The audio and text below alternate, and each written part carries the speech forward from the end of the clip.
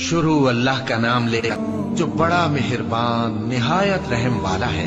ए पैगंबर सल्लल्लाहु अलैहि वसल्लम, अपने परवरदिगार आलिशान के नाम की तस्बीह करो, जिसने इंसान को बनाया, फिर उसके आज़ा को दुरुस्त किया, और जिसने उसका अंदाजा ठहराया, फिर उसको रास्ता बताया, और जिसने चारा उगाया, फिर उसको सियाह रंग का कूड़ा कर दिया।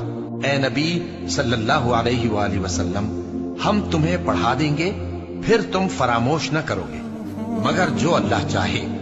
वो खुली बात को भी जानता है और छुपी को भी, और हम तुमको आसान तरीके की तौफीक देंगे।